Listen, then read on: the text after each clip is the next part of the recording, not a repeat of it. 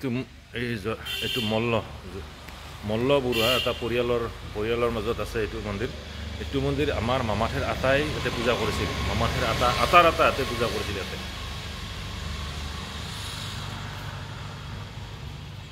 ইয়াতে বংশ ইয়াতে মল্ল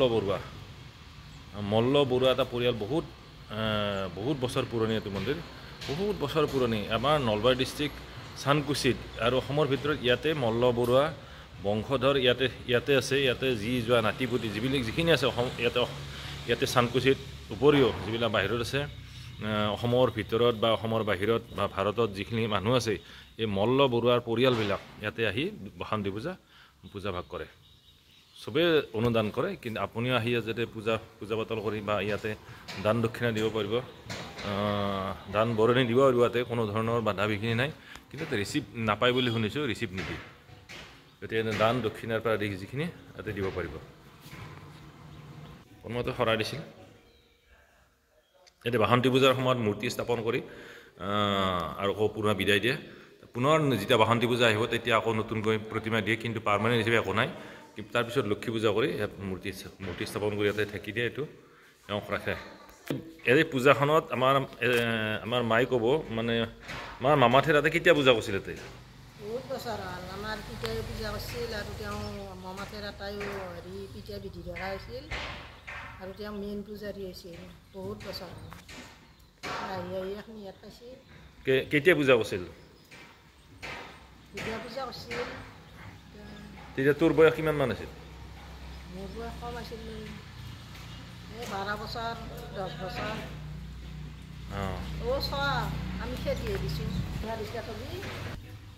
মামাঠেৰ আটাই পূজা কৰিছিল, আৰু কোনে পূজা কৰিছিল? আমাৰ পিতাই পূজা কৰিছিল।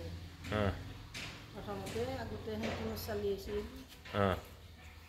তাৰপিছত আৰু তেতিয়া টিঙৰ চালি আছিল।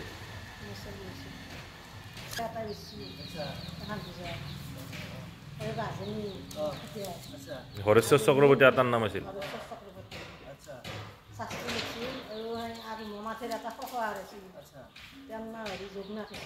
জগন্নাথ শৰ্মা।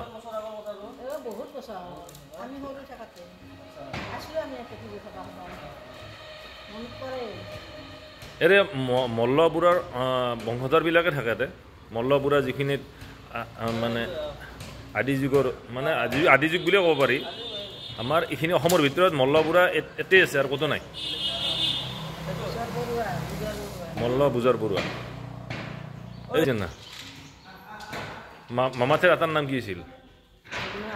জগন্নাথ শৰ্মা। তেওঁ কি দিছিল? বিধি দিছিল।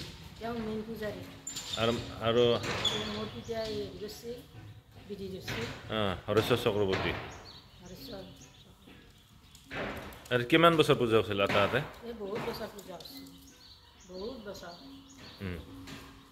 তই জানা গ'লে কিমান বছৰ গ'লি? মানে আমি আৰু সৰুৰ পৰাই ইয়াতে আছিলোঁ, 12 বছৰৰ পৰাই। বিয়া হোৱাৰ পাছৰ পৰা আৰু অহা নাই পূজা। অনুমান কিমান বছৰ? তাৰে আগৰ পৰাই আছিলোঁ পূজা চাবা। অনুমান কিমান মান বছৰ পূজা কৰিছে তাতে? 20-25 বছৰমান পূজা কৰিছোঁ। 20-25 বছৰ।